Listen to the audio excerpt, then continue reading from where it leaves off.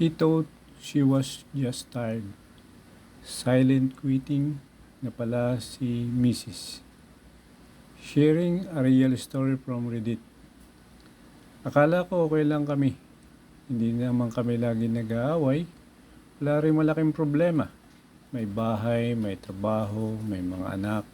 At ginagawa namin ang usual na ginagawa ng mag-asawa araw-araw. Pero hindi ko napansin na unti-unti na pala siyang napapagod.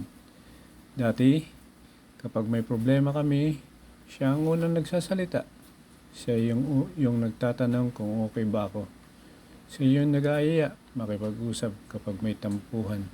Siya yung paulit-ulit na nagsasabi sa akin kung ano yung kailangan niya.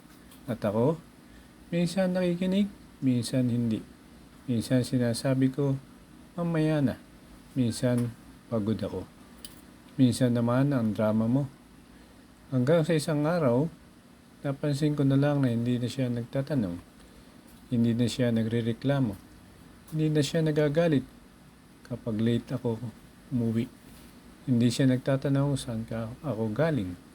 Hindi na niya pinapansin kapag hawak ko buong gabi ang cellphone ko. At doon ko naisip na baka finally naging understanding na siya. Akala ko peaceful na kami. Akala ko mature na siya. Akala ko wala na siyang pakialam sa maliliit na bagay. Hindi ko alam na boss na pala siya. Dati kapag hindi ko siya tinutulungan sa bahay, nagagalit siya. Ngayon, tahimik na lang siya gumagawa. Dati kapag hindi ko siya pinapansin, lalapit siya sa akin. Ngayon na siyang lumalayo. Dati kapag may nasabi ako masakit, umiiyak siya.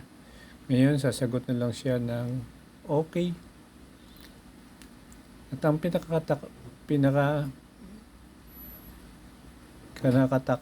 katakutan sa lahat, hindi niya ako hinihinga ng pagbabago. One night, habang magkatabi kami sa kama, tinanong ko siya, okay ka lang ba? Ngumiti siya at sumagot, okay lang. Pero iba yung okay niya. Walang galit, walang luha, walang reklamo. Para wala na siyang energy para ipaglaban pa yung nararamdaman niya. Tinanong ko ulit siya, may problema tayo? Tahimik siya ng ilang segundo tapos sinabi niya, wala naman, pagod lang ako. Hindi ko siya pinilit magsalita. Doon ako nagkamali. Akala ko, kailangan lang niya ng pahinga. Hindi ko alam na matagal na pala siyang pagod. Pagod, kakahintay na mapansin ko siya. Pagod, kakasabi ng parehong bagay. Pagod, humingi ng oras. Pagod, humingi ng lambing. Pagod, ipaliwanag kung bakit siya nasasaktan.